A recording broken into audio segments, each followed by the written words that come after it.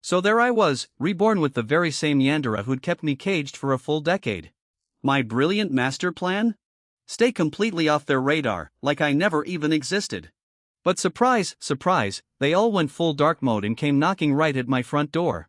I opened my eyes again, only to find myself dumped in some ridiculously fancy villa. Lifting my head, the first thing I saw was a gorgeous leg clad in black stockings, elegantly crossed right in front of my face. "Zephyr, do you still remember me?"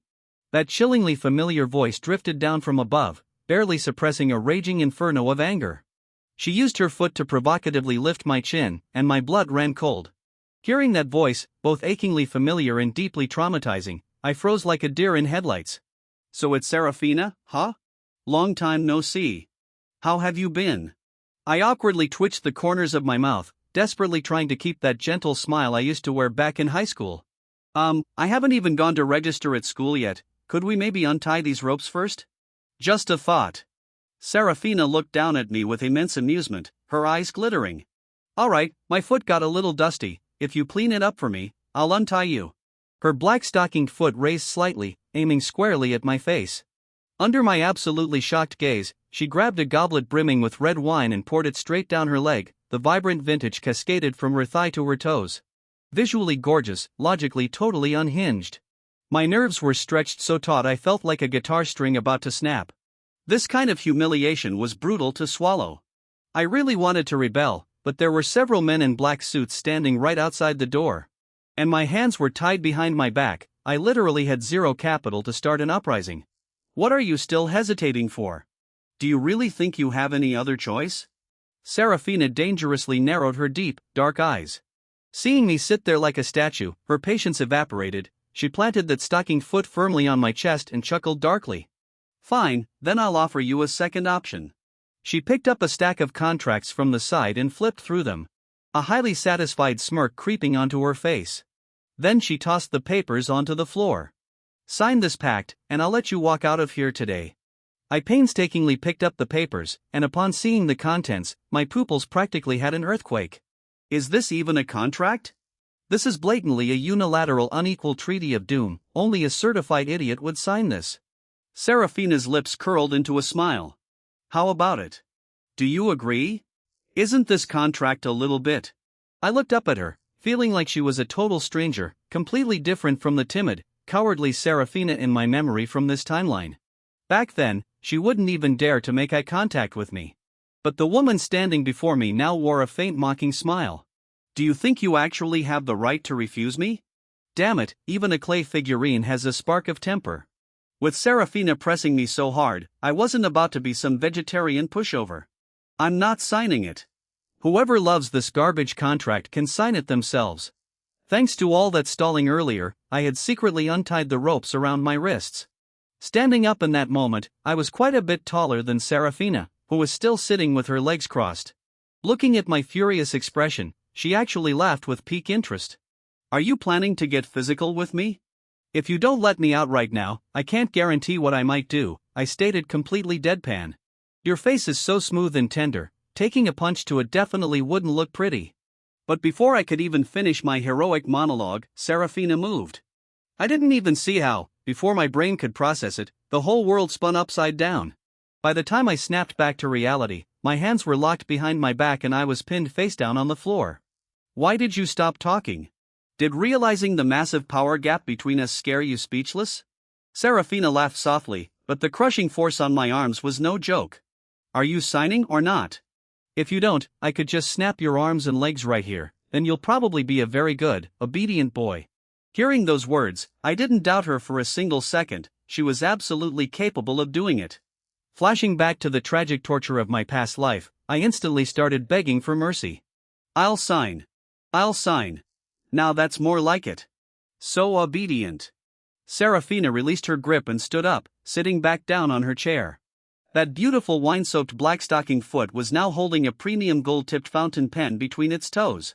"Here, catch." Enduring the maximum level of humiliation, I tremblingly accepted the pen and signed my soul away on that unequal treaty. "Good boy." She smiled like a blooming flower and reached out to pet my head, exactly like someone stroking a well-behaved pet dog. Serafina was in a fantastic mood right now. She dragged me by the hand out of the villa and headed straight for the university cafeteria. Along the way, we were bombarded with all sorts of shocked, jaw-dropping stares. For a high-tier player like Serafina, she naturally never needed to personally visit the cafeteria. Whatever she wanted to eat, even if Swarton University didn't have it, her servants would take a private jet to buy it at maximum speed. The sole purpose of her trip today was to announce to the entire university that Zephyr was Serafina's property. From now on, anyone who dared set their sights on him was actively picking a fight with her. Come, try this, open wide. Serafina peeled an Australian lobster, thoroughly enjoying the dominant thrill of feeding me. Seeing this, I reached out and took the peeled lobster right from her hands, before she could even react. My hands moved like lightning and I shoved that massive chunk right into Serafina's petite mouth. I just felt that such premium grub should go to you first, I gulped nervously. Serafina lowered her head. Her ink-black hair cascading down to cover her face, making it impossible to read her expression. I suddenly have some business to attend to, I'll get going first. You take your time eating. She abruptly stood up, kept her head down, and practically sprinted away. I was stunned, completely at a loss. What the heck is wrong with her? Whatever, I don't care. I can't let this whole table of gourmet food go to waste. As for Serafina, it must be because of those few days a month that women always have to deal with. After eating and drinking my fill, I elegantly wiped my mouth, preparing to head to the dorm building to check in. The moment I stepped downstairs, I became the absolute center of attention. Everyone's gaze was glued to me. Why are they all looking at me like I'm an alien? I tilted my head in confusion. Meanwhile, on the other side of the campus forum, things had already gone viral. The goddess Era, who had rejected my confessions for half a semester, actually seemed to be specifically waiting for me today, except I never showed up. Classes were already over, yet she was still patiently standing at the classroom door. At first, everyone thought I was a toad lusting after swan meat. Now that the toad was on the verge of success, I actually threw in the towel voluntarily. Truly worthy of the title simp turned Chad Supreme. Someone couldn't help but give me a massive thumbs up. I had a totally blank expression. What on earth do they mean by that? A bunch of people whispering and pointing at me. Am I a monkey in a zoo? Even though in my past life I simultaneously simped for a dozen campus beauties in one breath, I was acting strictly on my own free will. I'm not some kind of weirdo. Nope, I can't stay here. I need to get out fast. The moment I took a step, a chilling voice rang out from behind me. Zephyr, halt right there. Hearing that voice, my brain exploded with a loud boom, like a literal bolt of lightning on a sunny day. My palms instantly started sweating buckets, and those agonizing despair-inducing memories came rushing back like a tsunami. It's her. In my past life, she was the one who plucked my fingernails off piece by piece and then sweetly asked me if it hurt. Spoiler alert, it did. In this exact moment, my entire body petrified, my bodily functions completely crashed out of sheer terror. Unable to move a muscle, feeling the person behind me getting closer and closer, I continuously gave myself psychological pep talks. Miss Era, is there something you need? I squeezed out a stiff, robotic smile. Hearing my words, Era offered a rare slight frown. He used to always call me Era so affectionately. Miss sounded incredibly distant and formal. Why didn't you come today? She always shot straight from the hip and hated beating around the bush. Damn it, of all the times to time travel back to, it had to be this exact moment. I originally thought that by coming back in time, even if I had to interact with them, I wouldn't get in too deep. Looking at it now, I'm already standing with one foot in the grave. I vaguely remember in the second semester of my past life, I went to confess with my final ounce of determination, and the result? A smashing success. A whole semester of being a simp had finally come to an end. The campus goddess, the Pearl of Swart, had been successfully wooed by me. But it was also from the day she said yes that my personal hell truly began. Who could have ever predicted that the woman everyone thought was a high and mighty iceberg goddess was actually a wildly psychotic Yandere behind closed doors? Everything I wanted to do required her explicit permission. Every single move I made was under her surveillance. One time, feeling mentally suffocated, I chatted with a bubbly and cheerful junior girl. The very next day, that junior was expelled from school and her family's company was swallowed whole. And me? I was locked up in a pitch-black secret room by Era. Every day I could only talk to the air, and only when Era came in would the heavy iron door reveal a sliver of light. Facing Era right now, my heart was a chaotic mess, but fear definitely had the upper hand. I desperately wanted to flee the scene. Alas, the crowd of onlookers was growing by the second, and Era and I were already surrounded by a wall of people. Zephyr, why didn't you come today? Still the same question, Era asked it with absolute frankness. I overslept. I lowered my head, looking completely panicked. But Era couldn't care less about my answer. She simply used a tone bordering on a royal decree, stating, "Confess to me right now." She spoke as if reciting the most normal fact of life, as if my confessing to her was the natural law of the universe. My brain was a vortex of chaos. I had no idea how to answer, because if I confessed this time, Era would 100% accept it, and my nightmare of a life would hit the replay button. That pitch-black sunless existence, I refused to go through that again. I clenched my fists, gripped my teeth, and summoned every ounce of my strength to low-key roar, "I refuse." Era was stunned. I stared into her momentarily bewildered beautiful eyes. "I will not confess to you. I'm bored of that game. If you want to play, go find someone else." I rode the wave of adrenaline and spat out my true feelings, ignoring the gasps and shock of the crowd. I marched forward. Era stood rooted to the spot in a daze for quite a while. The temperature around her dropped to freezing levels. She stared at my retreating back with a toxic, predatory gaze. "You can't escape. From the very first time you confessed to me, you were destined to be mine." Era's dark hair blew in the wind, her crimson pupils looking exceptionally deep and abyssal. "Being so naughty after staying outside for so long, have you forgotten the rules of the house?" The corners of Era's mouth curled up, her gaze drifting far away as if reminiscing about fond memories. She turned and left, and the crowd gradually dispersed. Meanwhile, I had just finished checking in and was sitting on the dorm sofa. My phone suddenly buzzed with a message. I tapped it open and my eyes practically bugged out of my head. It was actually a message from Era, "My little pet, you're getting a bit disobedient. You should know best that disobedience leads to punishment. Have your fingernails grown back fully yet?" My brain flatlined, all my thoughts vaporized into thin air, leaving only raw, unfiltered terror surging into my heart. Era, she actually reincarnated too? Clatter, my hands lost all their strength, and the phone dropped to the floor with a crisp smack.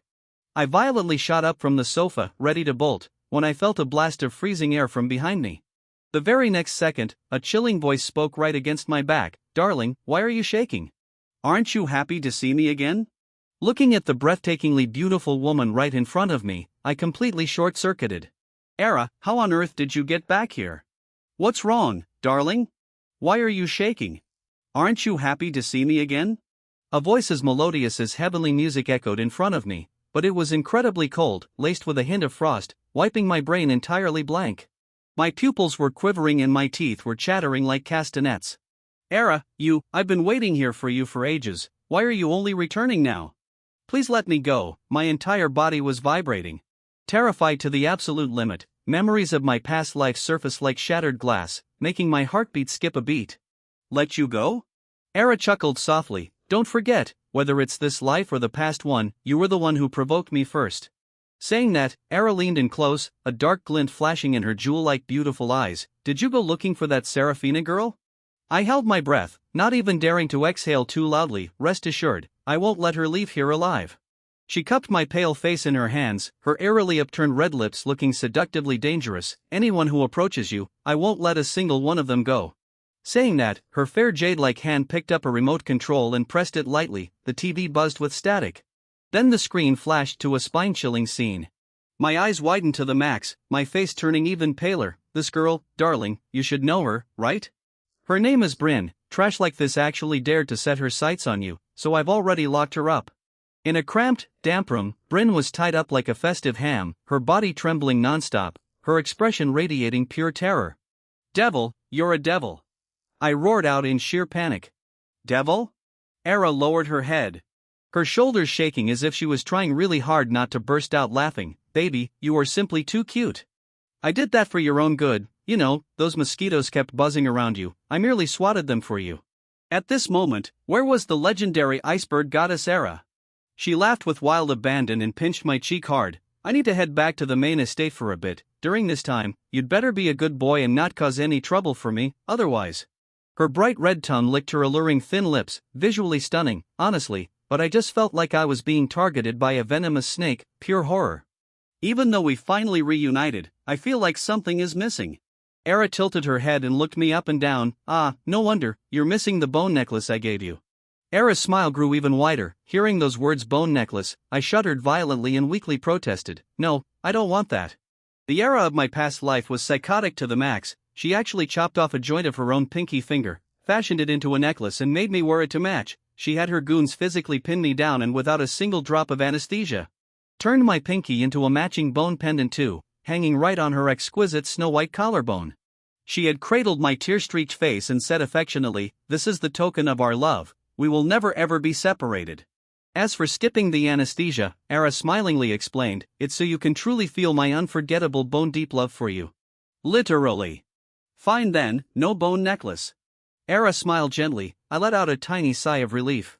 Suddenly, Era stared dead at me. My little heart did a backflip. Being stared at by abyssal red eyes was incredibly spooky. It felt like being targeted by a hellgirl, inescapable, suffocating dread.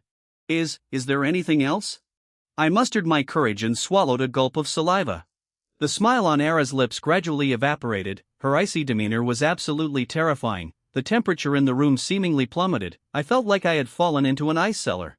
Well then, let's get down to business. The real reason I came to find me was finally starting. All the chatter just now was merely trivial warm-up. She stood up again and walked toward me step by step. This process felt painfully drawn out. As if she was intentionally torturing my nervous system. What exactly do you want to say? I can't take this anymore. My nerves were stretched to the limit. I was ready to bolt. My position was only 10 steps away from the door. 3 seconds. That's all I needed to escape this freezing room. Just as I hit my breaking point and prepared to launch myself away, Era stopped in her tracks. She looked at my shocked face and smiled tenderly. "Darling, you just missed your window to run away." The next second, Era had me completely pinned down. "No, you refused to confess to me today. I was very, very heartbroken, so I have to punish you."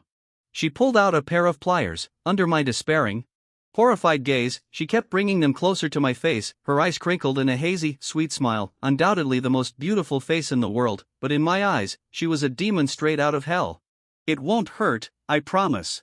Era chuckled softly. Her absolute favorite thing was watching me struggle in agony yet completely unable to escape. "Zephyr, you really are the best." No, knock, knock, knock. A sudden knock on the door echoed.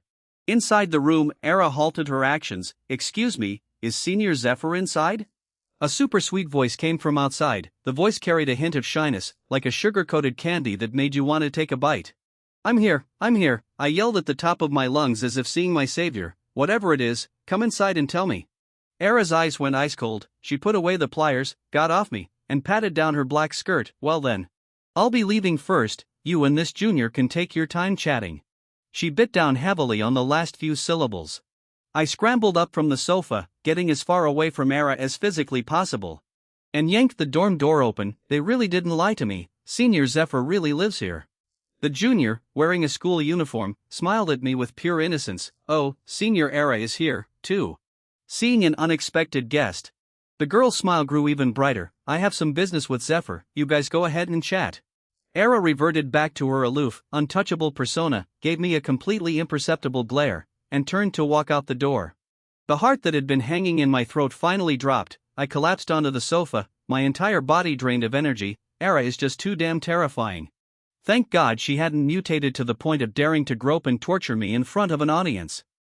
Senior Zephyr, the little junior, who had been nervous since stepping through the door, suddenly spoke up. "I want to learn baking from you, Senior Zephyr." She squeezed her eyes shut nervously. Pursing her pink lips, terrified I'd reject her, I was honestly a bit taken aback. I thought it was one of my dumped exes coming to collect a debt. I heard from the senior girls that the cookies Senior Zephyr makes are the absolute best in the world. One bite and you can never forget it. The little junior's eyes sparkled as she kept inching closer to me. Our faces were practically glued together. She is at least 10,000 times gentler and cuter than Era. If only Era could be as gentle and adorable as this junior. Alright then, I'll pass down my wealth of experience to you. I took the chocolates from the junior's hands and chuckled lightly. Don't go giving away chocolates so casually next time, though. Yay! Hearing my approval, the junior happily grabbed my hands. "Senior, my name is Clementine, please take good care of me." Ding, Clementine, heir to the Jewel Commerce Guild, rank S, personality, innocent and romantic, hobby, baking, dream, to make the world's most delicious baked goods. The electronic voice from my past life booted up in my head again. Whenever a heroine of this world appeared before me, it would chime in. Seeing Clementine's stat panel, I was totally floored. This little junior is actually S rank too. In my past life, I had zero interactions with Clementine because by this point in time, I had already been dragged back to the private villa by Era. Going out was restricted and talking to other humans was a luxury. Senior Zephyr, see you tomorrow. Clementine skipped happily out the door. After confirming Clementine was long gone, I looked at the beautifully packaged chocolate in my hand, popped a piece into my mouth, and pondered how exactly this ranking system was judged. Why am I suddenly feeling sleepy? I stretched my limbs. Dealing with Era today nearly cost me my boomer life. Nope, can't hold on, need a nap. I laid down on the sofa and dozed off in no time. But what I didn't know was, after I fell asleep, Clementine, who was supposed to have left, appeared inside my room once again. She stood over my unconscious body.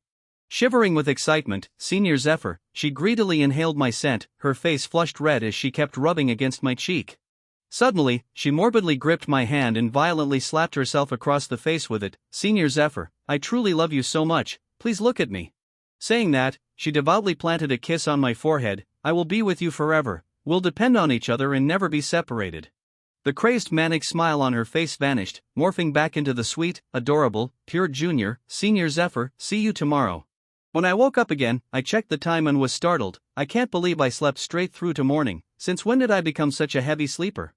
Even if dealing with Era drained my mana bar yesterday, I shouldn't be this weak, right? Just as I was thinking, a knock sounded at the door. Zephyr Sr., did I disturb you? Hearing Clementine's voice, I breathed a sigh of relief and opened the door. Clementine looked incredibly cute right now. Her two slender jade white hands were gripping her hem tightly. Her lively dark eyes looking all dewy. All my initial awkwardness completely vanished. On the way to the baking club, we chatted a lot about baking stuff. I also shared my insights and little life hacks for baking with Clementine. Zeffy, you're amazing. Clementine listened with stars in her eyes. I laughed, feeling a bit smug, but how should I put it? The nickname Zeffy sounds way too much like a pet, it sounds so awkward. Soon we arrived at the baking room. With my help, Clementine successfully baked a fresh batch of cookies. The aroma was divine, drawing a crowd of baking club members over. She looked at me excitedly with big watery eyes. Getting everyone's approval is all thanks to Zeffy. No need to thank me, I didn't actually teach you much. Please follow me, I have a present for you. She lowered her head shyly and pulled me away running. Clementine looked super tiny, but when she ran, she didn't even pant. Her physical stats are terrifyingly high. Ha! Clementine, where are you taking me? We had already run all the way to Swarton's Villa District. Seeing this unfamiliar area, I couldn't help but pause. Senior, we're here. Clementine stopped. Where is this? Why is it so remote? Clementine, what did you bring me here for? I realized something was very wrong, but my head was already starting to spin. Clementine, what did you do? The corners of Clementine's lips curled up as she pinched my chin. Zeffy, you really are so easy to fool. This is an undeveloped zone near the school. As long as I hide you here, Senior, no one will ever find you for the rest of your life. Senior Zephyr, you will be mine and mine alone forever. Clementine laughed so hard she was practically vibrating. She dragged my body toward a dimly lit tunnel. Zeffy, you can never leave me again. That was the last sentence I heard before my consciousness completely faded to black.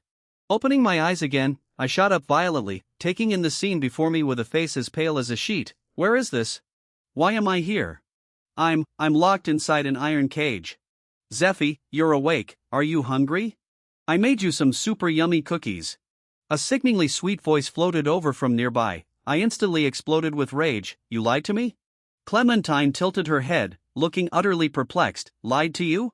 How could you say such mean things to your master? Time for punishment? I saw her press a button. A wave of numbness instantly paralyzed my entire body. What followed was excruciating pain, stimulating every single nerve ending. I convulsed. Tortured by the sudden surge of electric current, turns out Pikachu's thunderbolt actually hurts. Unable to stand, I collapsed against the iron bars. Right now I am very confused, and I fiercely hate my own stupidity. I originally thought she was a pure sweet junior. Who would have thought she was exactly like Era, a demon straight out of purgatory? Why is it like this? Why, even after getting a second life, am I still ending up like this? Ha! Zeffy, why are you crying? Clementine wiped away my tears and then popped her finger into her mouth, smiling brightly. So sweet, Zeffy, cry a little more for me. She hit the button again. Another wave of electricity coursed through my body. I shed tears entirely out of my control. Beside me, Clementine was jumping up and down in excitement. More, give me more. Oh, why did you faint? Clementine reached out and poked me. Wake up quickly, I'm not done playing yet, such a buzzkill. She pouted and unlocked the cage. She crawled inside herself, greedily hugging my body and sweetly closing her eyes. I really hope we can just hold each other like this and never ever be separated, don't you agree? Say something, why are you ignoring me? Her eyes instantly became bloodshot as she choked my neck. Answer me, why aren't you answering? Are you unwilling to be with me? I knew it.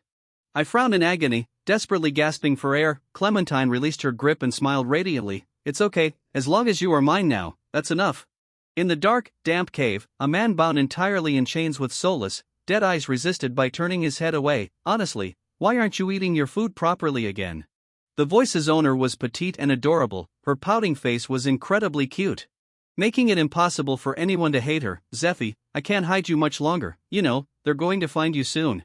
Clementine hung her head, looking aggrieved before her face twisted into a ferocious scowl. Serafina and Era, those two one day I'm going to kill them both. When that time comes, we will be together forever, and no one will ever tear us apart. Clementine obsessively sniffed the scent on my body. During these days of captivity, all my eating, drinking, and bathroom needs were completely handled by Clementine. Trying to resist only resulted in even more severe torture. My personal dignity had been heavily dragged through the mud. I felt like I had already forfeited my qualifications to be human. Why are you treating me like this? I turned my head away, refusing to eat the food Clementine was trying to feed me. Clementine smiled sweetly. Because I love you, Zeffy, I love you more than anyone else in this world. That phrase again, can this kind of twisted affection really be called love? I don't understand, why is the cute innocent Clementine actually such a crazy psychotic freak? Is a person's outer appearance really that deceptive? Clementine, there is absolutely no possibility between us anymore. I lowered my head and spoke gloomily. What did you just say? Hearing my words, Clementine panicked for a split second, but her sadistic nature quickly took over. She grabbed me violently by the throat. We are a match made in heaven. Match made in heaven? I chuckled lowly. Match made in heaven? I highly doubt that. Zeffy, why are you trying to provoke me with your words? You know I love you. Clementine collapsed onto my chest, sobbing and choking up. You're just good at acting. This time, I won't be fooled by your facade again.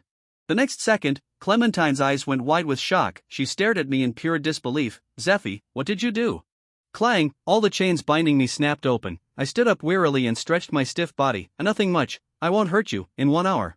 Your paralysis will wear off. For now, I'll be taking my leave. Ding, immobilization applied to S-rank heroine Clementine. All malice points have been completely depleted. Hearing this familiar electronic chime, I couldn't help but shake my head. In my past life, it was exactly because of this damn voice's brainwashing that I went and provoked all the heroines in this world. Having reincarnated, I explicitly wanted to stop using it, but looking at the current situation, I shook my head and under Clementine's shocked gaze, I walked straight back to my dorm. Returning to my room, I cautiously scanned the area. After confirming Era wasn't there, I finally let out a breath. I sorted through all the data I had post-reincarnation, looking at the big picture now. Among the heroines I scumbagged in my past life, Era and Serafina definitely time-traveled back from the future too. Thinking of this, a cold sweat broke out on my back. In my past life, the reason I met such a tragic end was precisely because I let the heroines find out about each other's existence. But thankfully, in this life, I haven't really had much deep interaction with the other heroines yet. I guess I'll need some time to formulate an escape plan. In my past life, I played them, so I have no complaints about ending up the way I did. Therefore, in this life, I need to avoid them as much as physically possible.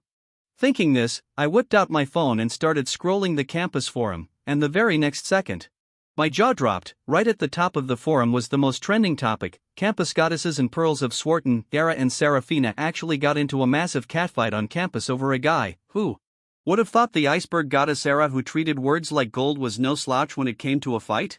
And the highly refined Serafina didn't back down an inch either. The two of them were literally one step away from pulling each other's hair out. Seeing this news, I couldn't help but shiver. They bumped into each other this quickly. However, after being tortured by Clementine for so long, I was exhausted. The top priority right now is to catch up on sleep. I was incredibly tired. Just as I was about to lie down and rest, another bout of knocking came from the door. What is it? I'm going to sleep.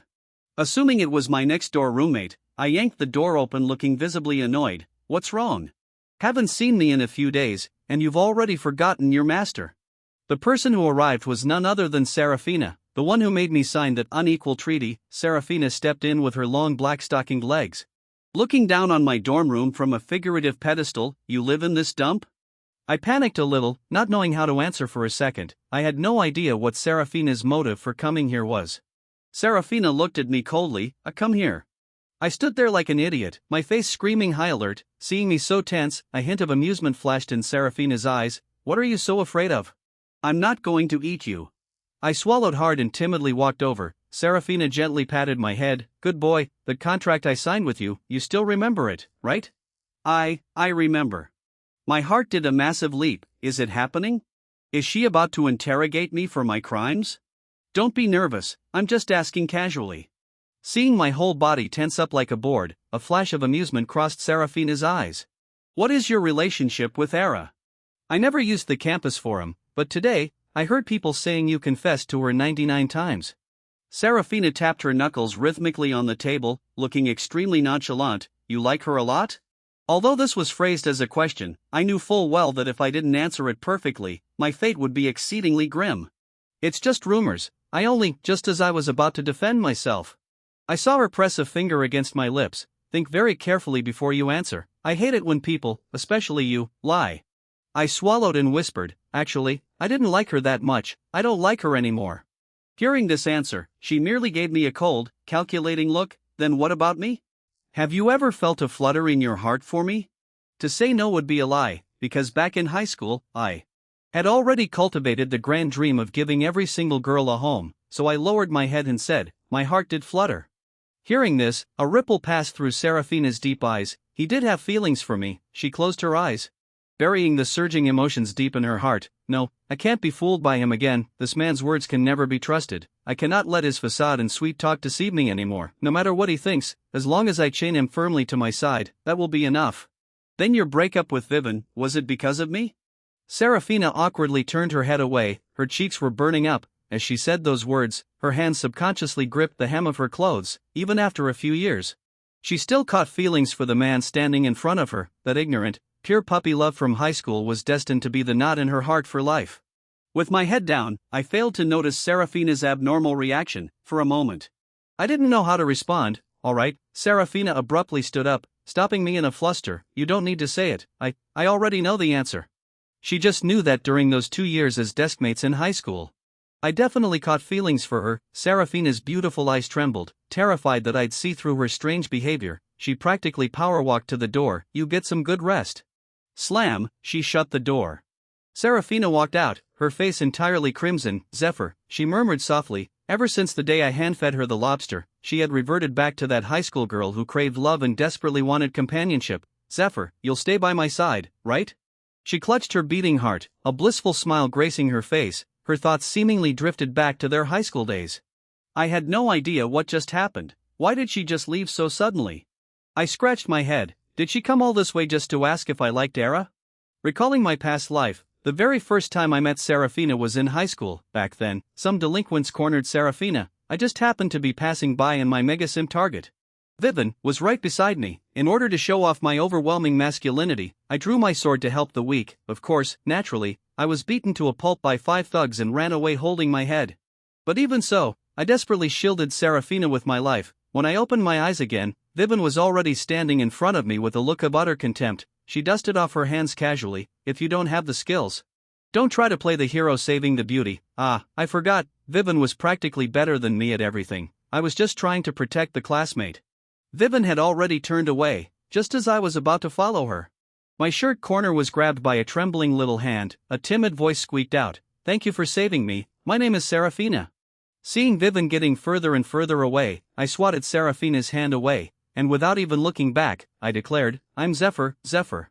In the dark alley, Serafina watched my retreating back, silently repeating those 2 syllables, her eyes swirled with inexplicable emotions. Zephyr.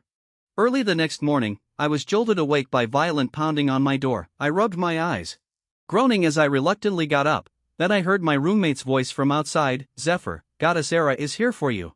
My roommate sounded incredibly panicked. I instantly sobered up and vaulted out of bed. Right at that moment, Era's chilling voice pierced through the door. "Zephyr, open the door." I shuddered violently. Since I couldn't run, I had to face the music. I forced myself to calm down the second the door opened.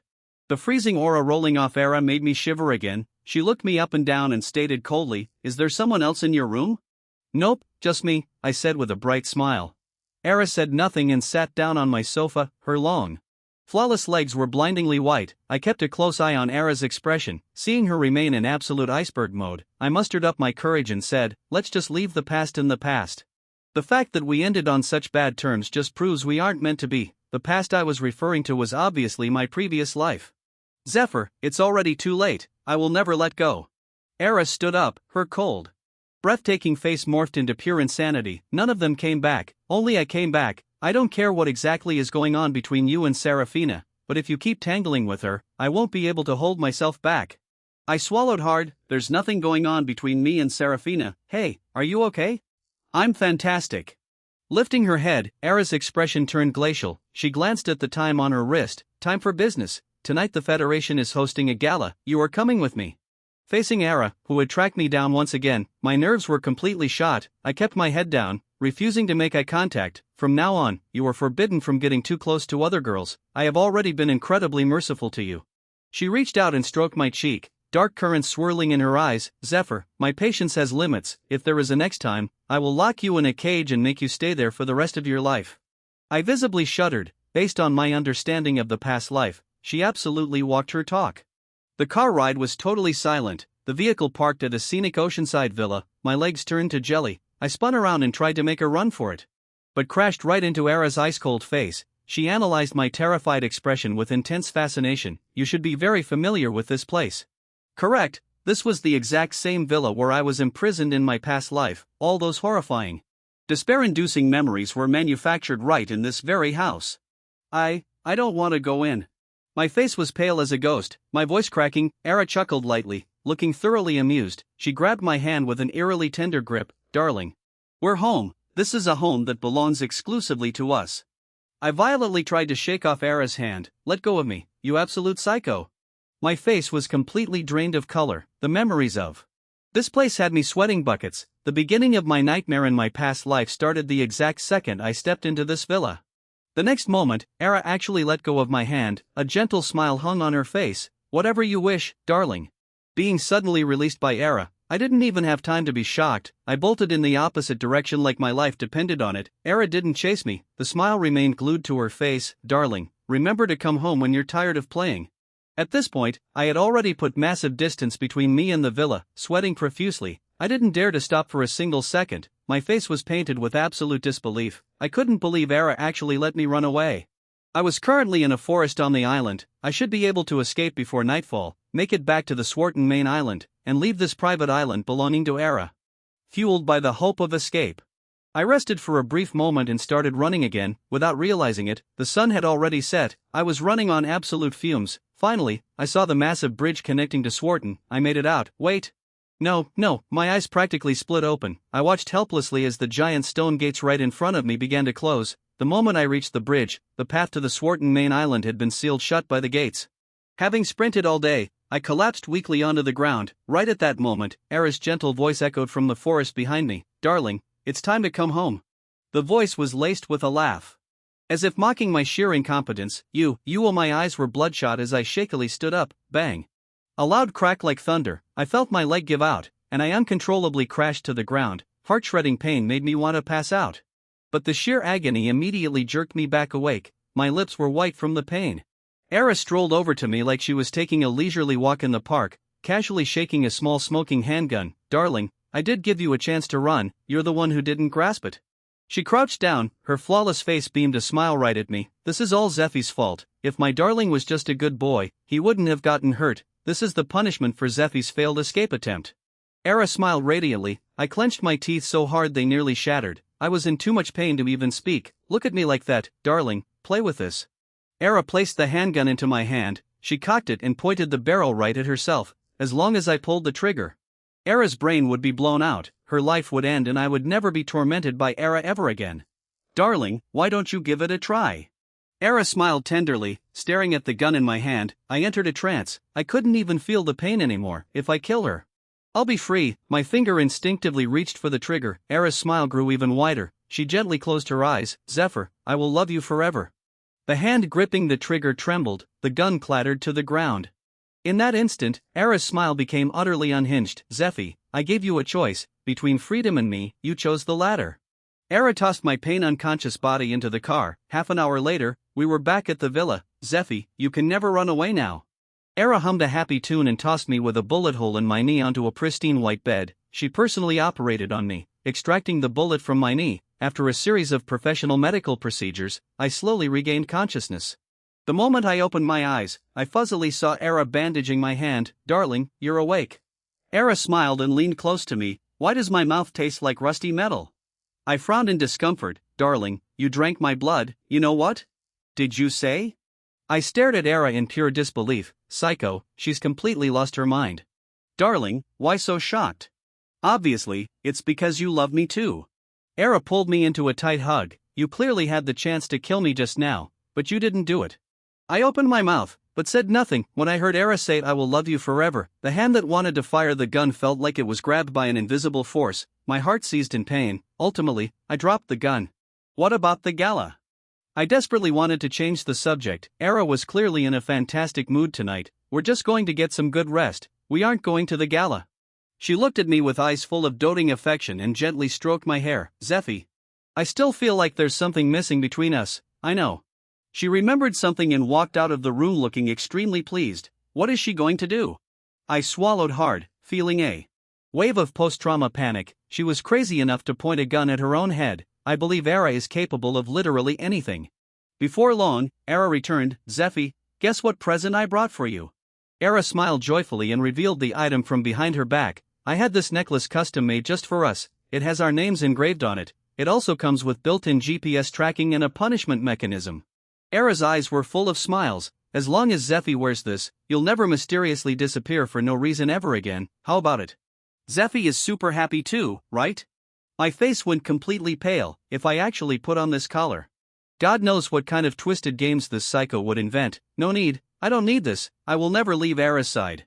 I looked directly into Era's eyes. My expression was incredibly sincere. If this were any normal girl, she probably would have been completely swooned by my gaze, but Era's abyssal eyes didn't show a single ripple. The smile on her face also vanished. Darling, this is the very first gift I'm giving you. Do you not like it? Sensing the situation going south, I frantically replied, I love it. It's just that if I wear a collar out in public, I'm afraid people will laugh at me. I pretended to be extremely docile. Terrified of angering the unpredictable Era gently stroked my head. Afraid of people laughing at you? Then just never go outside. No way. Hearing that, Era wanted to lock me up again. I let out an involuntary squawk of terror. What's so great about the outside world anyway? You have me to keep you company here. Why are you always thinking about going out? Era lowered her head, asking in genuine confusion. I didn't dare make a peep. I felt like I had stepped on a landmine once again. If I said a few more words, my fate would definitely be tragic. My right knee had already taken a bullet. Thankfully, it got proper medical treatment. I didn't want my entire right leg to be permanently crippled, so I absolutely could not trigger Era. Since it's a gift from Era, I naturally won't refuse it. I forced a smile and took the custom collar from Era's hands. Gritting my teeth, I fastened it around my own neck. Era finally broke into a smile. I love Zeffy the most. Today was my fault. Era looked like an innocent little girl, blinking her eyes and asking if my right leg hurt. Seeing her smiles, I shivered from head to toe. Zeffy, time for sleep. Era smiled sweetly, looking gentle to the absolute extreme, but all I felt was a freezing chill in my bones. Everything has reverted back to my most terrifying nightmare. Even with a second chance at life, I still fell right back into Era's clutches. The next morning, I woke up feeling groggy and disoriented. Zeffy, time to take your medicine. Era was sitting on the edge of the bed. In her hands was a bowl of medicine, emitting a violently bitter stench. Her face was plastered with a smile. She was in a great mood, smiling. She brought a spoonful of medicine toward my mouth. Just smelling this nauseating odor was almost too much to bear. I couldn't even imagine what this stuff would feel like inside my mouth. I clamped my lips shut tight. Zeffy, be a good boy, you'll heal faster if you take your medicine. Era frowned and shook her head helplessly. It seems Zeffy wants me to feed him using a different method. Is there another way to feed medicine? Just as I was wondering what Era was about to do, I saw her chug the bitter medicine into her own mouth. Then she pressed her lips against mine and forcefully transferred it into my mouth. We went back and forth like this 4 times, finally finishing the entire bowl of medicine. When I snapped back to reality, Era was staring dead at me. Scared out of my wits, I blurted out, "Why are you looking at me like that?" "I was just thinking, I'm standing right in front of you, so why are you zoning out?" Her expression turned toxic, zoning out right to my face. "Are you thinking about someone else? Are you hoping someone else will come save you?" Era's face was completely shadowed. "Tell me, how should I punish you?" I opened my mouth, having zero clue what horrors awaited me. I knew that at this exact moment I had to act like an obedient puppy and admit fault, do not resist. Why would I want anyone else to save me? I was actually just wondering what's for breakfast. I put on my most sincere face. "Zeffy, so you were just hungry." Era's expression softened a bit and she walked out of the room. Not long after, she pushed a small dining cart back in. It was loaded with all sorts of colorful gourmet dishes. "Zeffy, drink this first." Era picked up a bowl of porridge, blew on it, and fed it into my mouth. The moment I swallowed, the next spoonful arrived on schedule. Just like that, a whole bowl of porridge vanished quickly. I barely had an appetite to begin with. Seeing Era pick up a brand new plate of food, I frantically shook my head. "That's enough, Era, I'm already full." I shrank my neck back, refusing to take another bite. Era smiled gently. "No, can you finish it like a good boy? This is the love-filled breakfast I prepared just for you." "I seriously genuinely do not want to eat." I twisted my head left and right, dodging the incoming spoon attacks. Era's smile remained mild. "Zeffy, be good, if you don't eat it soon, it's going to get cold. If it gets cold, it gets cold. If you want someone to eat it yourself, leave me out of it." I roared in my head, but on the surface, I could only maintain a silent boycott. "So naughty, Zeffy really is getting spoiled by my love." Era tilted her head, she pursed her lips, looking slightly displeased. "Zeffy, I really hate it when you rebel against me." She let go of the bowl in her hand, it crashed to the floor, emitting a crisp shatter. She picked up a ceramic shard and gently pressed it against my thigh. My hair stood on end instantly. I didn't even dare to breathe. "Era, I'll eat, you need to calm down." Era spoke with an icy tone. "You don't listen, everything you do goes completely against my wishes. I don't like this." The ceramic shard pierced into my thigh, my eyes bugged out in sheer terror. I tried to scream out in agony, but Era slapped her hand over my mouth. "Shh, don't make a sound, carefully savor this pain." Squelch, the ceramic dug deep, she even twisted the shard inside. I felt the entire world spin, my eyes widened so hard they nearly tore at the corners. I struggled violently. But Era pinned me firmly to the bed, backlit by the window. Era's expression was unpredictable. I couldn't see her clearly, but I could feel the smile hanging on her lips. She is a total psychopath. I absolutely have to escape, otherwise, in a matter of days, I'll die of a complete mental breakdown and end up with the exact same tragic ending as my past life. "Now, do you know what you should do?" Era asked indifferently. My eyes were dead. And I answered like a zombie. "I will be a good boy and listen, please don't torture me anymore." The smile returned to Era's face, she gently stroked my head. "Good boy, then let's continue, open wide." Like a walking corpse stripped of its soul, I followed Era's commands and shoved the entire dining cart's worth of food down my throat. Era smiled weirdly. "Zeffy, you need to be this obedient from now on too." Era's smile was radiant.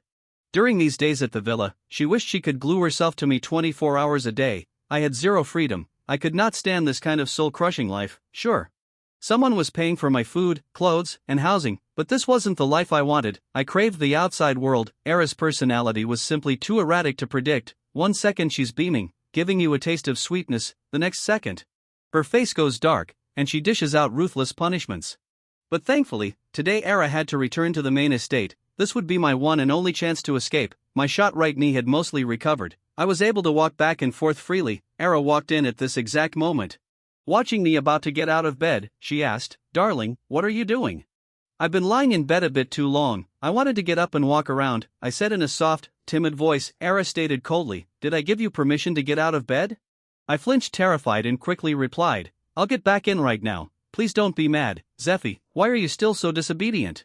Your body belongs to me, how can you treat it so recklessly? It's time for you to rest and recover, how could you get out of bed?" Era's face was filled with worry, her slender jade-like hand reached out and touched my right leg, triggering a tingling jolt of pain. I wanted to flinch away, but Era's 5 fingers clamped onto my right knee like an iron vise. Instantly, the pain made me break out in a cold sweat, my lips turning white. "Era, I'll never dare to do it again." I was in so much pain I nearly passed out. I felt like my right kneecap was about to be crushed into powder. "There we go, that's a good boy, hurry up and lie in bed to heal." Era gently stroked my head, then scooped me up in a princess carry and placed me on the bed. She sat on the edge of the bed, staring unblinkingly at me for a long time before finally, very reluctantly, glancing at the time and pursing her lips. "Zeffy, I have to go away for a little while. I really can't bear to leave you. Will you wait for me here?" I nodded frantically, seeing my absolutely zero hesitation answer. Era was in a great mood, her deep eyes scanned me up and down. "Zeffy, promise me, whatever you do, absolutely do not run away." As if my soul had been read, I whispered guiltily, "How could I? I won't run away." Era tilted her head, then smiled as beautifully as a flower. "I've got an idea. I'll just break both of Zeffy's legs, that way. Even if Zeffy wanted to run, he couldn't. I won't run away, believe me." I didn't doubt for a second that Era would actually follow through with shattering my legs. After 2 lifetimes of interaction, I knew Era too well, a beautiful, utterly pure psychopath. Seeing me so terrified, Era's cold face suddenly broke into a smile. "What are you so scared for? I was just joking around. Of course, I believe in my Zeffy, even if Zeffy really is naughty and runs away. I have 10,000 ways to drag you back. It's just that when the time comes, Zeffy will have to face a tiny little punishment." Era stared right into my eyes, speaking with a smile. "When that time comes, I'll take every single bone in Zeffy's body and smash them to pieces one by one. We'll smash one bone every day, and when all the bones have been smashed, the old ones will have healed up, and then we'll just start smashing them all over again." Era spoke as if discussing the weather, but her deep eyes were explicitly telling me she wasn't making a joke. If my escape failed and I got dragged back by Era, I would truly experience a fate worse than death. My desire to escape was completely obliterated. Even if I did manage to run out with the power of the Liu family, they had 10,000 ways to smoke me out. Falling back into Era's hands, then that would be a literal nightmare. Confirming I had lost all guts to escape, Era stood up deeply satisfied. "Zeffy, rest up at home. I'm leaving now." Era left the villa. I lay on the bed, eyes completely hollow. I am destined to die in this place in this lifetime. Night fell. Just as I was drowsily drifting off to sleep, my room door was suddenly shoved open. I jolted awake at the sound. I sat up only to see a familiar face, and my brain instantly flatlined. "So, you really are here, Zephyr. You've really got skills to actually be shacked up with that Era." "Serafina? Am I dreaming? Isn't this a private island? How the hell did you get in here? So, you actually still remember me? Do you remember that contract?" Serafina gritted her teeth, her eyes slightly red. Ever since she left my dorm that day, I was the only thing on her mind. She originally planned to give me a surprise a few days later. But when she went to look for me again, she found out I had been missing for days. She burned through immense manpower and resources to finally pinpoint my location, but what pissed her off the most was that I was actually on Era's private island. "Zephyr, you actually hooked up with that woman, Era." Knowing this, Serafina wanted nothing more than to hack me into 10,000 pieces. But the moment she actually saw me in person, all her fury evaporated into thin air. "Zephyr, you're coming back with me."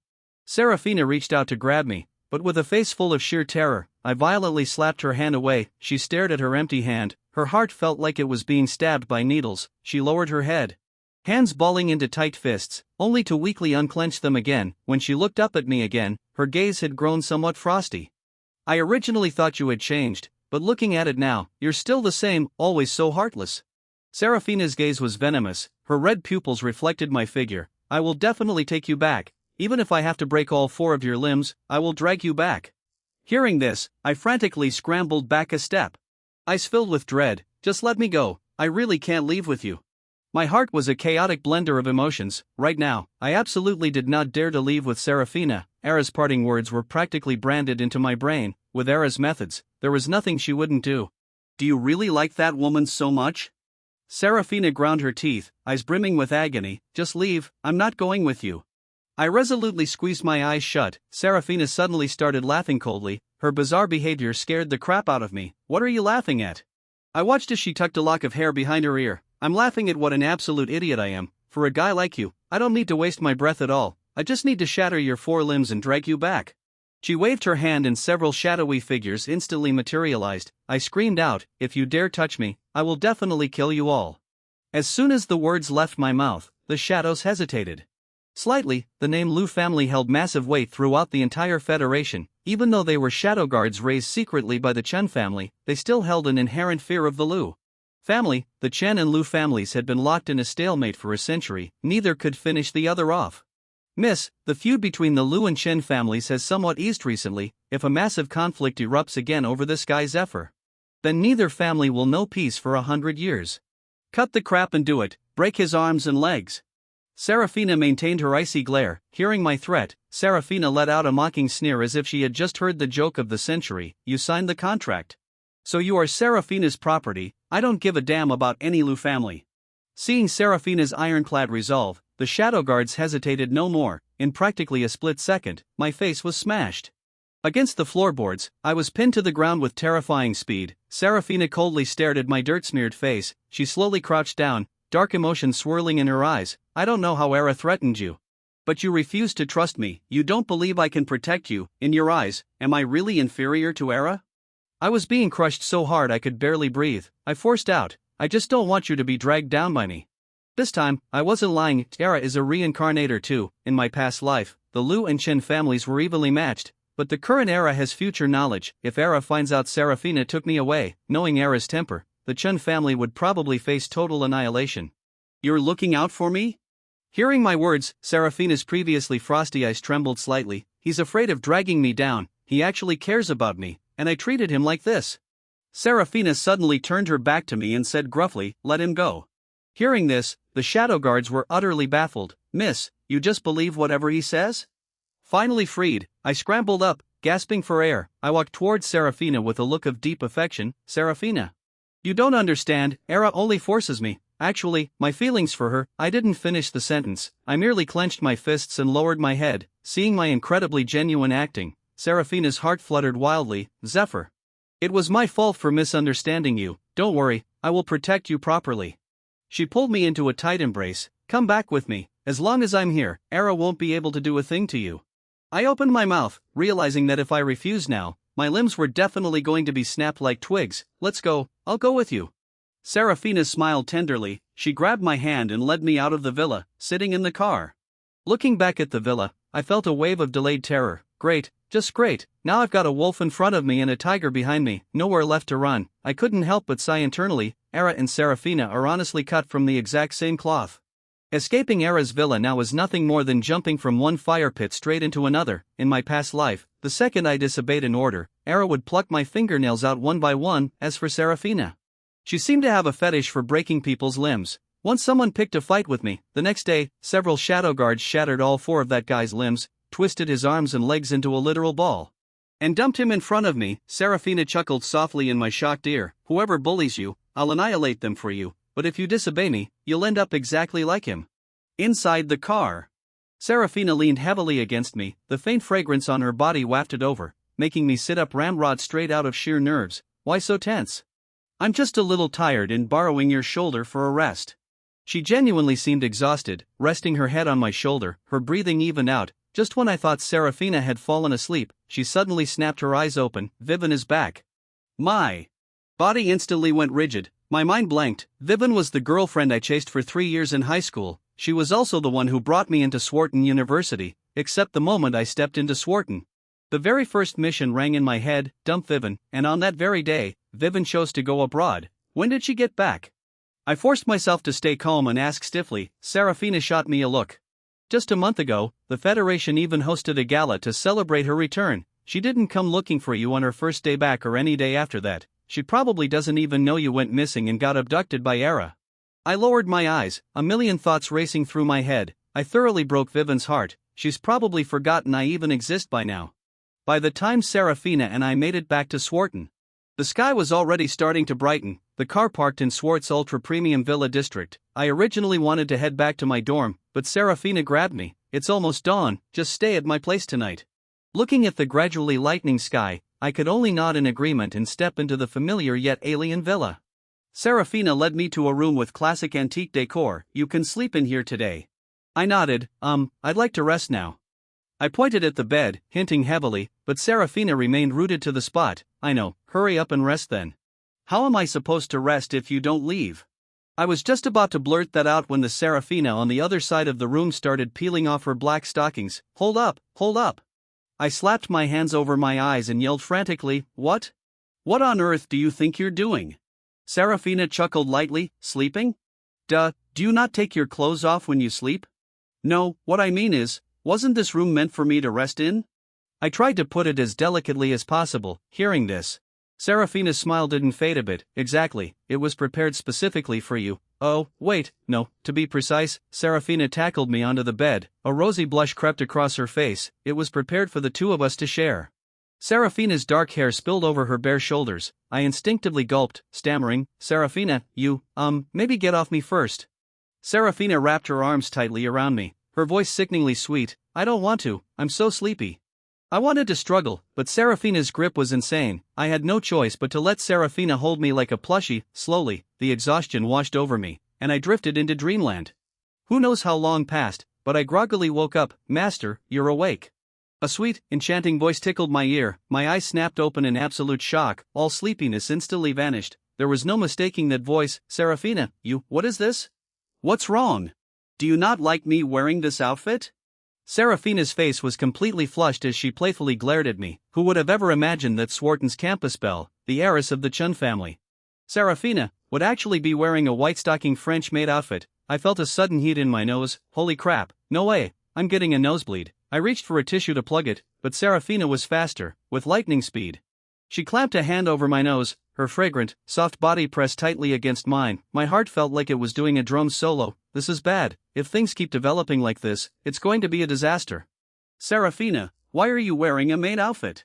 After stopping the nosebleed, I asked, feeling incredibly awkward. We were pressed way too close right now. If I didn't turn my head away, I'd probably get a face full of assets. Serafina blushed deeply. I just thought you would like this kind of type. Am I usually really uncute? I thought about it for a second. Honestly, yeah, I definitely prefer the cute, sweet types, with mature, bossy types like Era and Serafina. I always get the feeling that I'd be the one getting pinned down in the relationship.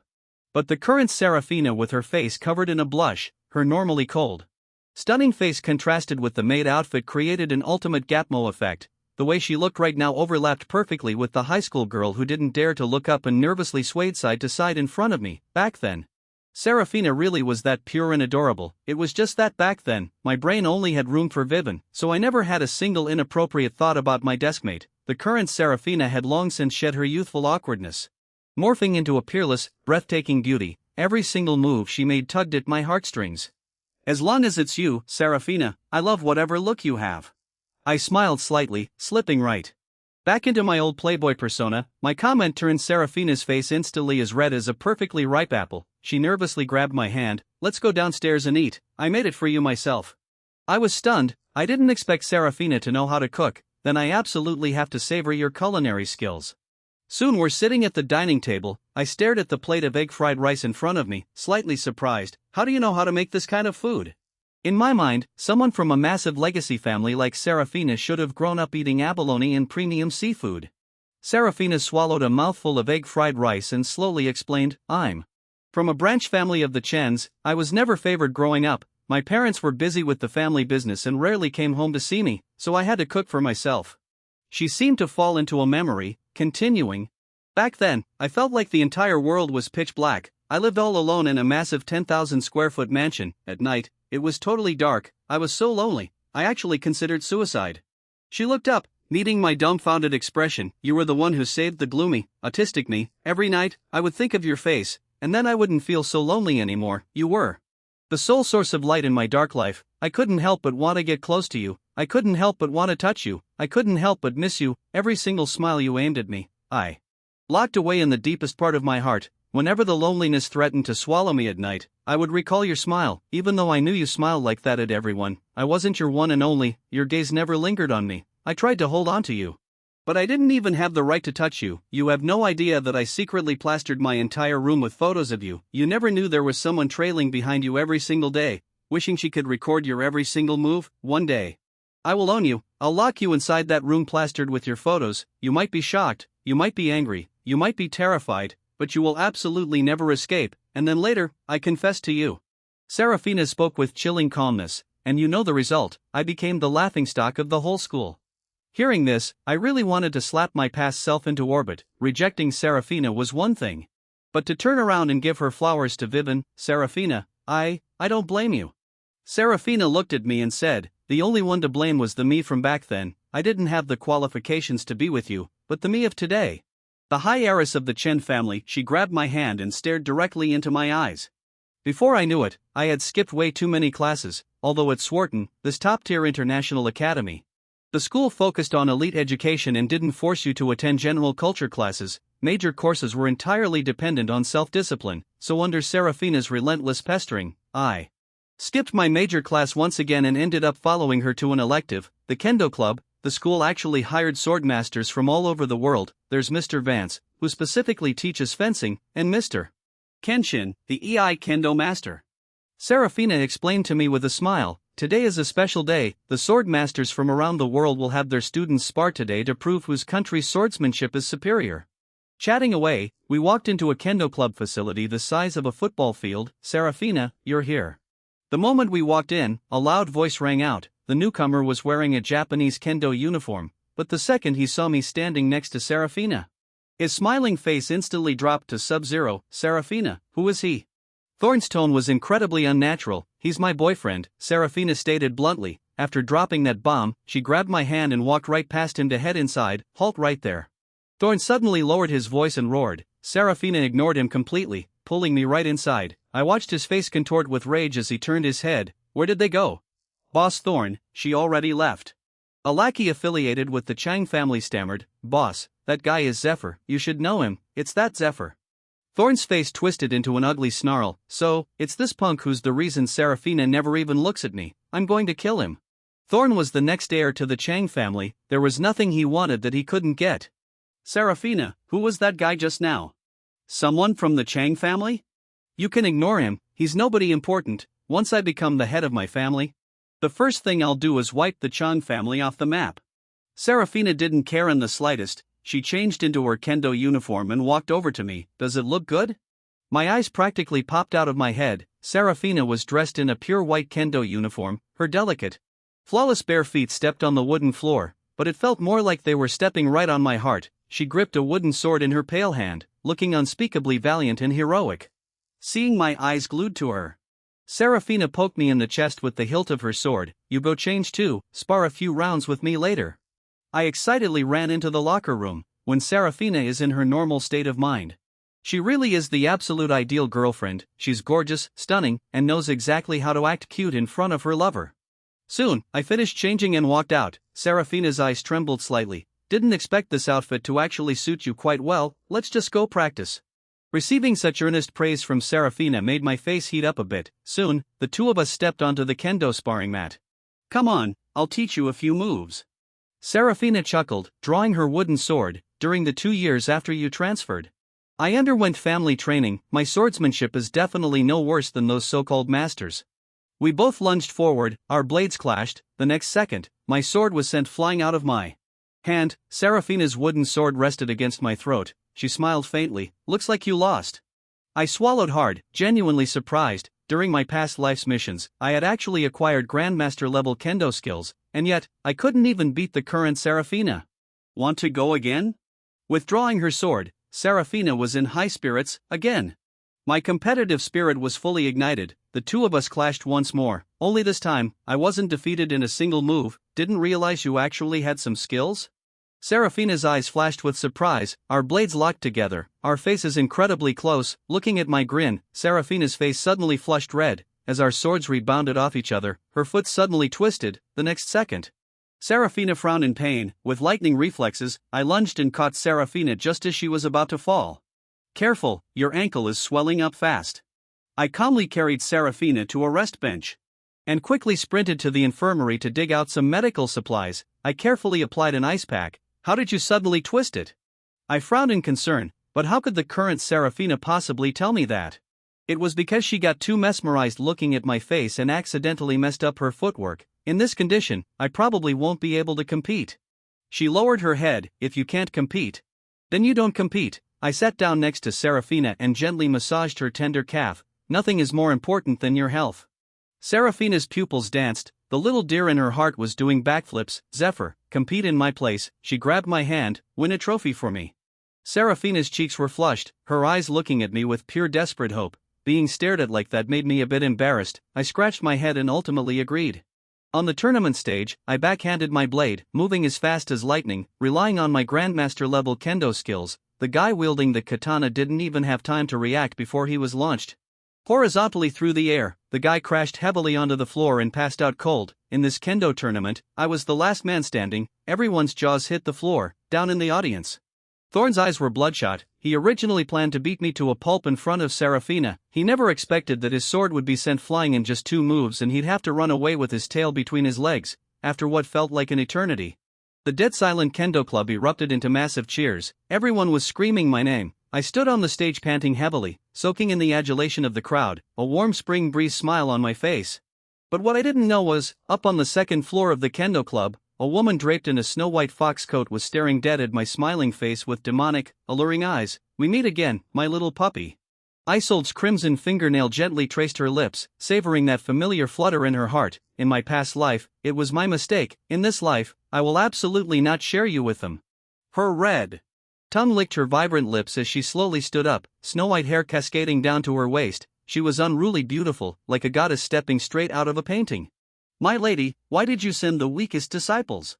They clearly feeling Isolde's freezing glare. The middle-aged man instantly choked on his words, his face morphing into sheer terror. He began violently smashing his own head against the floor. The next second, blood splattered everywhere. Even though he had completely lost consciousness and his eyes had rolled back, his body continued to mindlessly smash his head into the ground. Isolde's demonic red pupils shifted back to pure white. She looked exactly like the legendary Yukiana of myth. If I sent those guys and they hurt my little puppy, that would be terrible. Isolde rested her chin on her hand, looking at me on the stage with a smile in her eyes. "Don't worry, Zephyr, we will meet again very soon." Meanwhile, seeing me win the championship, Serafina happily hopped over to me, her eyes overflowing with love. "I knew you could do it." Being looked at like that by Serafina made me a little shy. "It's all thanks to you. Serafina, you gave me the faith to win this tournament." But before I even finished my sentence, I suddenly violently shuddered. I felt an incredibly bizarre, creepy gaze lock onto me. I rapidly scanned the surroundings. My thoughts were violently yanked back to my past life by this sudden chill. In my past life, the Tokyo district, the Ninetail Shrine. I'm telling the truth, the shrine. Maiden's sister at the Ninetail Shrine is literally so beautiful, she looks like she walked out of a painting. Jasper spat as he wildly hyped her up, his eyes bulging out of his head. All right, I'll believe you this once." I waved my hand dismissively. Suddenly, something freezing cold landed on my face. "What is this?" I touched it and it instantly melted. Just then, Jasper, who was standing next to me, shrieked like a ghost. "Holy crap, it's snowing. What nonsense are you spouting? It's July, it's the dead of summer." Before Jasper could even finish his sentence, I completely froze. The next second, a sky full of snowflakes gently drifted down, turning the already fairy tale-like Ninetail's Shrine into a literal paradise. "Jasper, it really is snowing." But when I turned my head, I realized Jasper had vanished into thin air. "Jasper?" I started panicking. I sprinted blindly in all directions, trying to escape, only to accidentally stumble into a lotus pond. Right in the center of that lotus pond was a woman with white hair, wearing clothes as pure as snow. She held a kagura bell in her hand, dancing gracefully amidst the sorrowful falling snow, letting the snowflakes land on her. Her movements were nimble and breathtaking, blending flawlessly with the falling snow, unbelievably beautiful. I was spellbound. I couldn't help but take a step forward. Snap! I stepped on a twig making a sound. The dancing shrine maiden paused her movements. Under my utterly infatuated gaze, that Yukiana-like figure turned around and smiled, locking her eyes dead on me. Those snow-white pupils in a single fraction of a second bled into a crimson red. "You trespassed into the shrine's forbidden grounds. Do you know what price you must pay?" The shrine maiden smiled beautifully and walked over the snow. Her slender jade-like feet left pristine footprints on the white powder. I didn't mean to. I snapped out of it slightly, blushing as I tried to explain. "Little brother, am I pretty?" The breathtaking shrine maiden suddenly asked. My face turned beet red. "Pretty sister, you are the prettiest person I have ever seen." Her blood-red pupils flashed with an eerie light. "Little brother, then are you willing to die for sister?" I'm willing." My face was full of sheer infatuation as I nodded without a single ounce of hesitation. The beautiful shrine maiden smiled once again. Her slender jade-like finger pointed toward the cliff edge. "Little brother, jump down." "Okay, as long as it's what sister wants." I approached the cliff. Just one more step and I would plunge into the abyss. At this moment, the smile on the shrine maiden's face was completely gone. She stared expressionlessly at me, about to fall into the abyss. "No, wait, what's wrong with me?" I violently snapped back to reality. The cliff right in front of me made me scream out loud. I fell on my butt and scrambled backward, rolling and crawling to stand up. The shrine maiden's face showed a flash of surprise and astonishment. "Someone actually managed to break free. Are you okay, little brother?" You're a monster. I backed away in pure terror. No wonder it's snowing in July, you're a Yukiana. Yukiana? She lifted my chin and chuckled softly. I like that title. Our faces were incredibly close. I watched helplessly as the shrine maiden's pupils shifted from snow white back to blood red. Little brother, become my servant. Yes, my lady. My eyes went totally blank. As I fell to my knees once again and kissed the top of her foot, the shrine maiden's eyes were full of amusement. Absurdly beautiful. Good boy, master. I snapped back to reality again, looking at the jade foot in my hands. I violently let go. What exactly are you? Under the heavy snow, the tragically beautiful figure danced gracefully. On that day, she descended into the world. My name is Isolde. The shrine maiden's beautiful eyes reverted back to Snow White. She pulled me up. I'm Zephyr. Zephyr? Ha! Well then, Zephyr, from now on, you are my little pet. Isolde smiled beautifully. Zephyr, what are you spacing out for? Are you so happy about winning the tournament that your brain broke? Seeing me standing there like a statue, Seraphina shook me in confusion. Just remembered some things. I forced a smile and laughed it off, but my face right now was pale, completely drained of blood. What did you remember? You don't look so good. Never mind that. Come on, I'll take you out to celebrate. Seraphina excitedly grabbed me and tried to pull me forward, only to realize I wasn't budging.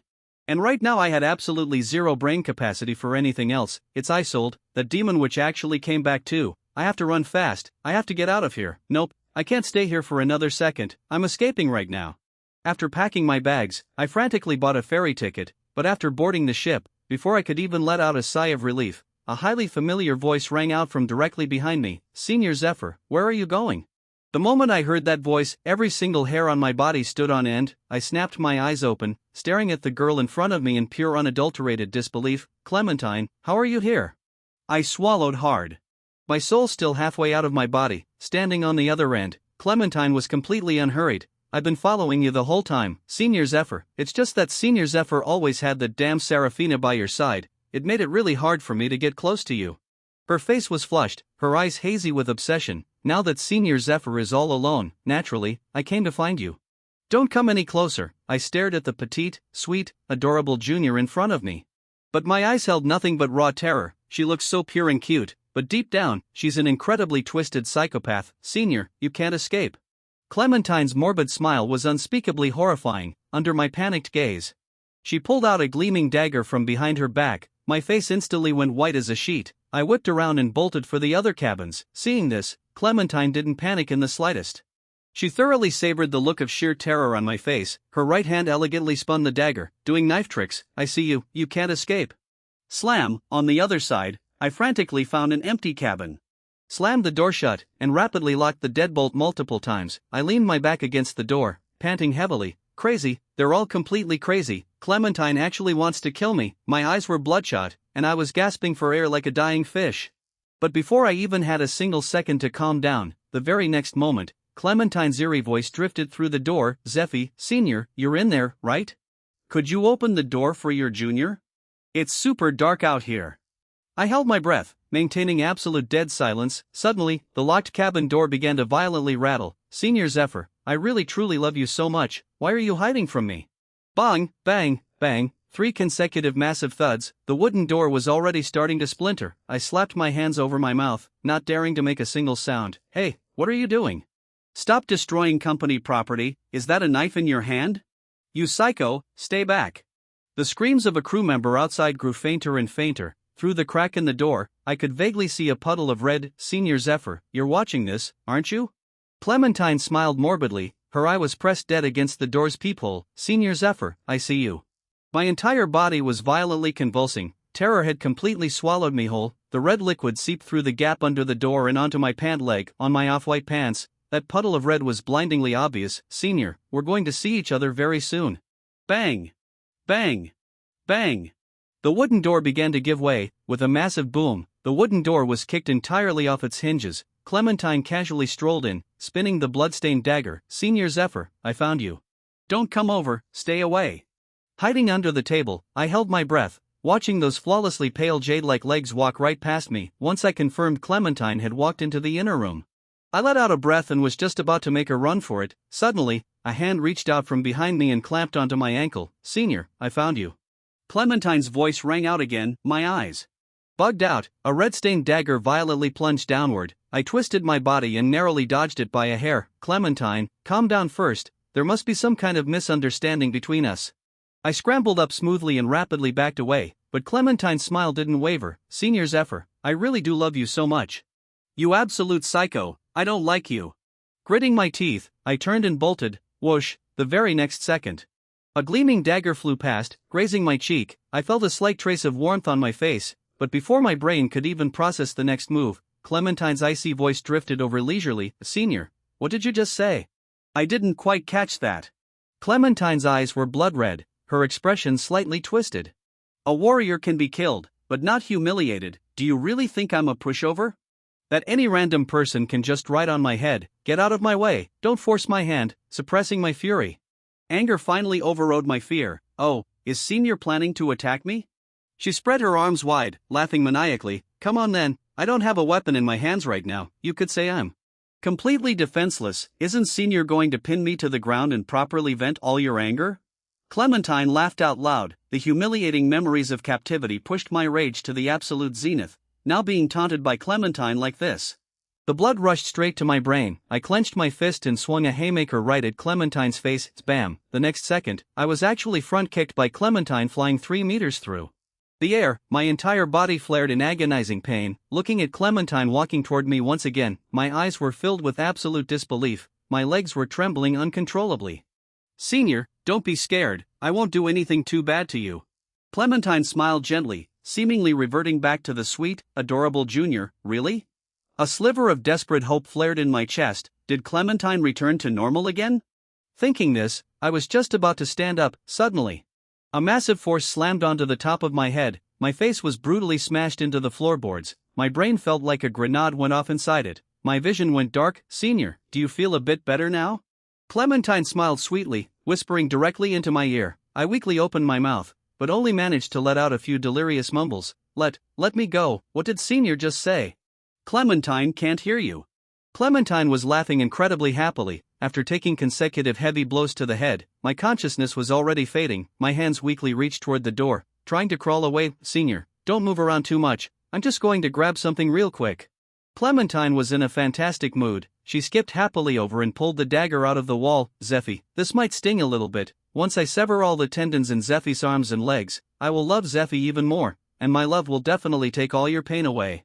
Just as I was drowning in absolute helpless despair, the electronic voice from my past life suddenly chimed in my head. Ding, detecting host is in mortal danger, initiating spatial jump protocol, jumping to nearest save point.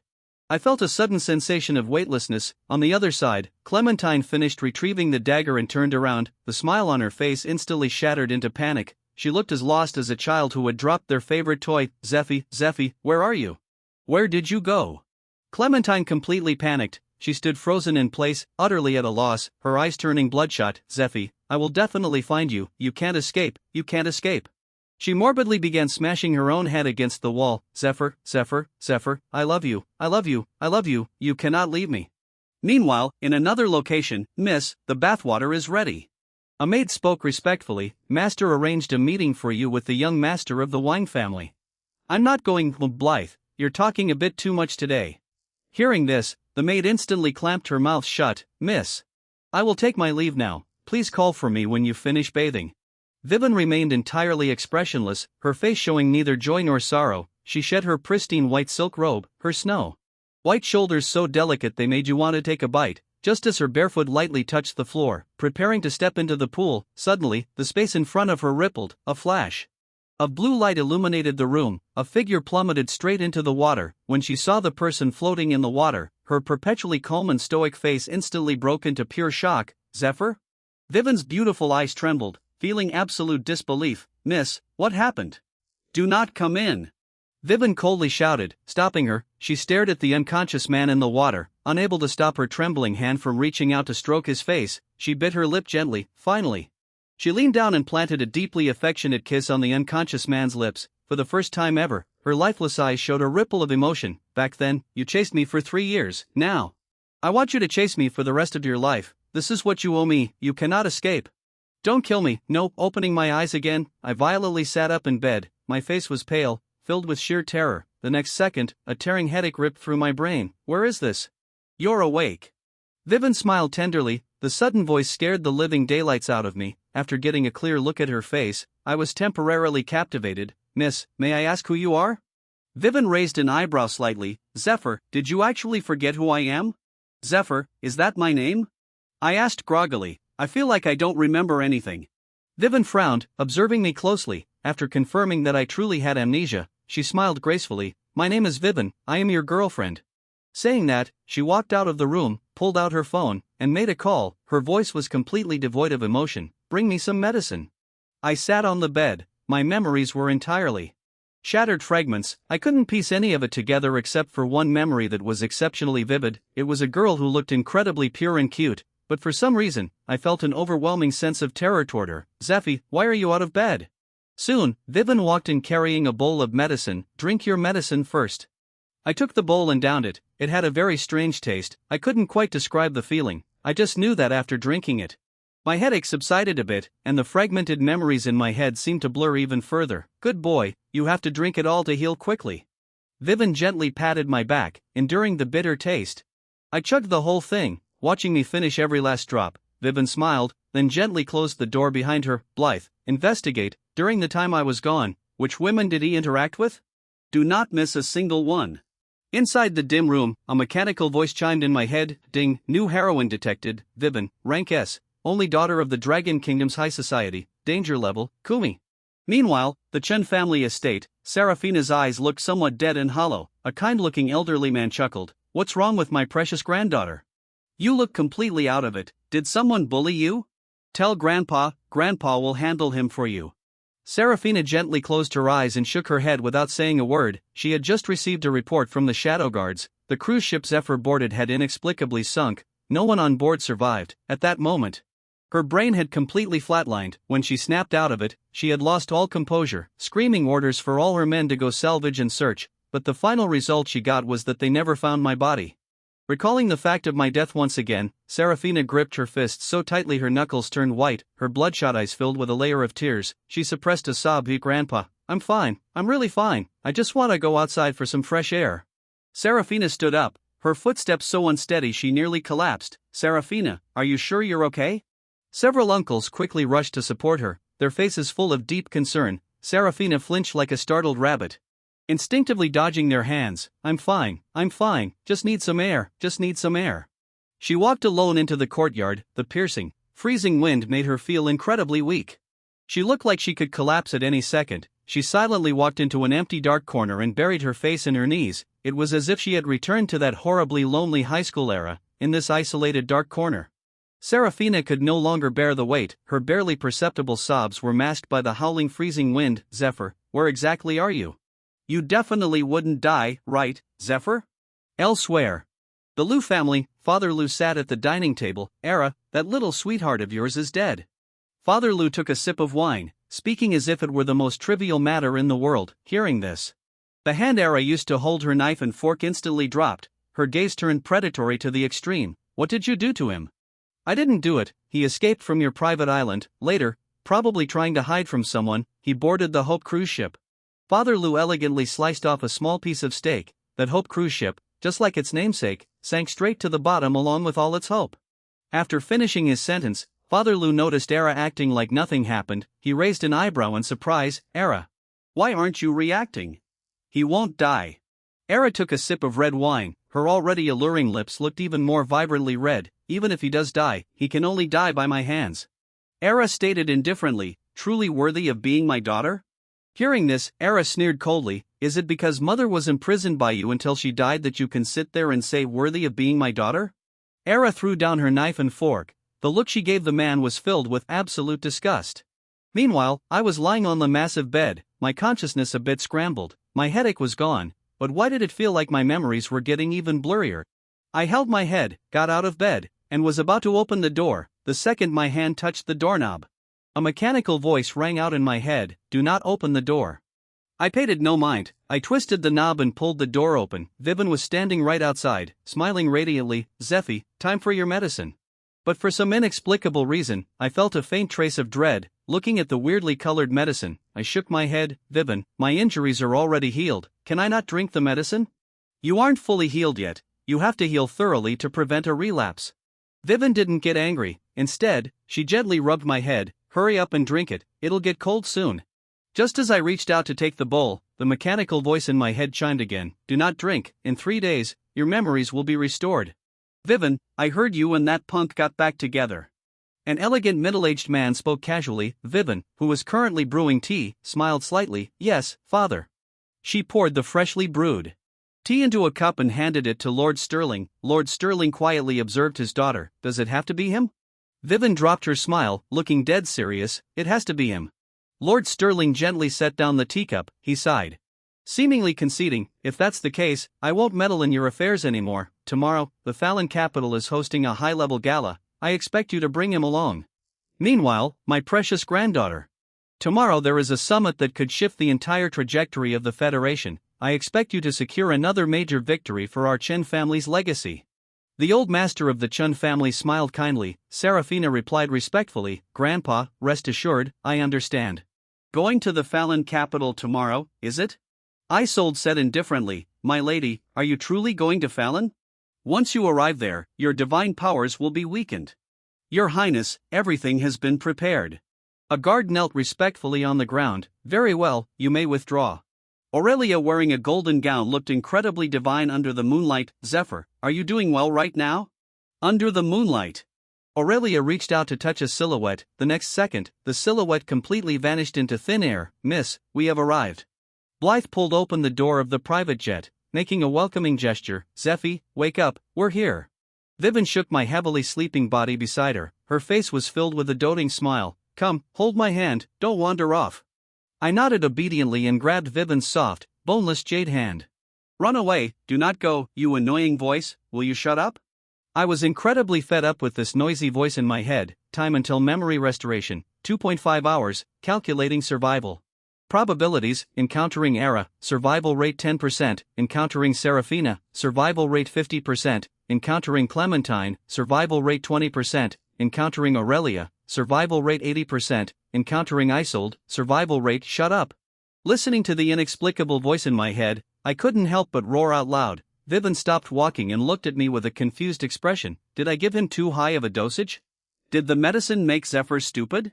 My yell was extremely loud, my voice even cracking. Many people turned to look in our direction. Vivian hated drawing attention. She pulled my hand, preparing to leave quickly when suddenly a chilling voice rang out from behind us. Miss Vivian. Long time no see, when did you change your taste in men? Serafina strode forward in black high heels draped in a black trench coat that accentuated her hourglass, exceptionally tall figure. She casually pulled off the black sunglasses resting on the bridge of her nose. When her cold gaze landed on me, her eyes instantly shot wide open. She froze for a split second, then the corners of her mouth curled up. It's you. Vivian tilted her head slightly, shielding me behind her back. Truly worthy of the great campus belle, Vivian, always so arrogant and dismissive of everyone else. Serafina slowly took 2 steps closer and said flatly, hand over the man behind you. Hearing this, Vivian smirked, her lips curling into a light sneer. Ah, I remember you now. Back then, when Zephyr confessed to me, he used the exact flowers you gave him.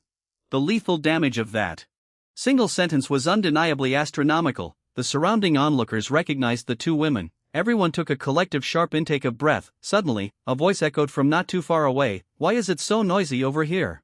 The crowd got a clear look at the newcomer, and everyone's eyes bulged in pure shock. Era had actually shown up too. The simultaneous appearance of Vivian and Serafina was already enough to drop jaws. Now, the Liu family heiress was here too. It looks like today's summit is definitely going to make waves. The future trajectory of the Federation is probably going to change today. Meanwhile, Era couldn't care less about this petty drama. But from within the crowd, she spotted that familiar silhouette in a single glance. Zephyr, why are you hiding behind that woman? Get over here right now. Era's tone was flat, sounding exactly like she was calling a stray cat or dog. Zephyr, come to me. Serafina's tone was ice cold. Era gave Serafina a side eye. Head of the Chun family, how is old Master Chen doing? Serafina smiled a fake plastic expression. And how is your esteemed mother doing? The 2 locked eyes, a dense, suffocating, murderous aura began to permeate the air. Head of the Chen family, are you truly not afraid I'll kill you? Era chuckled lightly. Miss Era, you should go get your brain checked. Serafina tapped her own head. You and that father of yours, neither of you have a shred of humanity. Hearing all this, I was completely lost and gripped Vivian's hand tighter. Who are these people? The next second, both of them snapped their heads to look at me simultaneously. Zephyr, get over here. Vivian furrowed her brow slightly. Against Serafina alone, she had a decent chance of winning. But adding Era to the mix, she probably wasn't a match. What kind of fun game are you guys playing? Can I join in? A light, cheerful voice rang out. Clementine skipped over with a bouncy step. She was wearing a fluffy pastel yellow skirt paired with a cute bunny pouch at her waist. She looked incredibly youthful and bubbly. Her gaze remained glued to Zephyr the entire time, her smile never fading, feeling Clementine's stare. I looked up in terror. The instant I saw Clementine's face, my brain went completely blank. Fragmented memories began to bubble to the surface, my head being brutally smashed into the floorboards. And the person doing the smashing was the cute bubbly girl standing right in front of me. I screamed uncontrollably, backing away. Zeffy, what's wrong? Vivian's face filled with concern. Zephyr. Serafina also quickly stepped forward and grabbed my arm. Era frowned slightly. Shooting Clementine a death glare, Clementine just smiled right back, maintaining eye contact with Era. No, stay away from me, all of you. Their faces were becoming clearer and clearer in my mind. A violent surge of pain ripped through my head. Oopsie, looks like I hit a little too hard last time and accidentally gave Senior Zephyr amnesia. Clementine tapped her own head playfully. She looked adorable. What did you just say? Serafina's gaze turned lethally toxic. I said. Senior Zephyr was halfway through her sentence. The next second, Clementine's pupils constricted. A vicious lightning-fast punch narrowly missed her face. But the sheer terrifying force of the wind still grazed her, drawing blood from the corner of her mouth. Head of the Chen family, you're being a little too impatient. Clementine's smile gradually vanished. She gently wiped the streak of blood from her lip and turned around. Honored guests, this is not a gladiator arena. Please conduct yourselves quietly. A slightly immature, regal voice echoed. Aurelia, clad in a golden gown, appeared before the crowd. Aurelia's gaze swept over the group, ultimately landing on my pained, agonizing expression. Her pupils trembled, and she couldn't help but take a step forward, but a single hand blocked her path. Princess Aurelia, haven't seen you in a few days, you've grown quite a bit. Era smiled faintly. Insolent, step aside. Facing Era, Aurelia's imperial draconic aura flared up. And if I refuse to step aside, are you going to run and cry to your emperor father to arrest me? Era's tone was as mocking as ever. You all want to steal my Zephyr. I will absolutely never let him go. Take your hands off him. Vivian growled in a low voice. Miss Vivian, you don't have the right to say that to me. Serafina sneered. Both of you give Senior Zephyr back to me right now. Clementine's expression was utterly twisted. For a moment, the women were locked in a complete stalemate. No one could make a move against the other. Everyone was frozen in place. The very next second, pristine white snowflakes began to fall bizarrely from the ceiling of the grand hall. Ding, all calculations complete. Host's mortality rate, 100%.